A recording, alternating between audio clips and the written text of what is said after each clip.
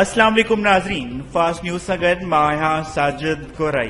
ख़बर शामिल कंदासीं। मटियारी मंद पीटीआई अॻवान हलीम आदिल शेख मटियारी पहुची पीटीआई अॻवान हाजी अब्दुल रज़ाक मेमूर सां संदसि भाउ जी लाॾाणे ते ताज़ियत कई आहे। हुन मौक़े ते पीटीआई अॻवान हलीम आदिल शेख वर्करनि खे ख़िताब कंदे चयो त सिंध अंदरि 3 महीननि में तब्दीली अची वेंदी। पीपी वारा ग़रीब मिस्किन माण्हुनि जा अरबे रुपया खाई विया आहिनि, हाणे खेनि हिसाब ॾियणो पवंदो। हिन चयो आहे त मुल्क जी तारीख़ में हिन खां अॻेड़ो मिसाल नथो मिले जो रियासत मैसेज ज़रिए अवाम खे 12,000 पहुचाया हुजनि। इमरान खान चोरनि जूं निंडूं हराम करे छॾियूं आहिनि। ईंदड़ बल्दियाती चूंडुनि में पूरे मुल्क मां पीटीआई उम्मीदवार कामयाबी हासिल कंदड़ ऐं ईंदड़ इलेक्शन में वफ़ाक तोड़े चइनी सूबनि में पीटीआई हुकूमत हूंदी। उन मौक़े ते रमेश कुमार मंगलानी, दीपक कुमार, लाइक फकीर, अब्दुल गफ़ार छंछर ऐं ॿिया मक़ामी अॻवाननि जो वॾो तादाद मौजूद हो।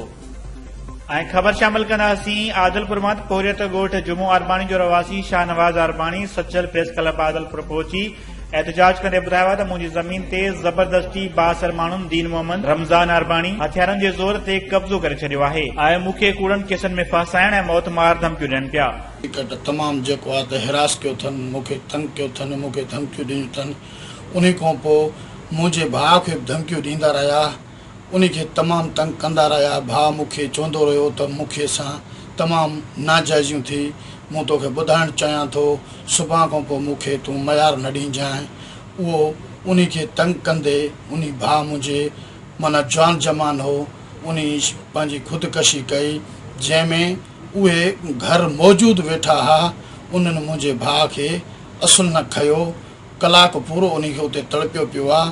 उन्हनि उनखे न खयो। उन्हनि वरी मूं उन्हनि खे चयो त बाबा तव्हां मुंहिंजे सां एॾी का मूंसां का तव्हांजी दुश्मनी आहे त मूंखे तव्हां ॿुधायो जे तव्हां मुंहिंजे भाउ खे न खयो।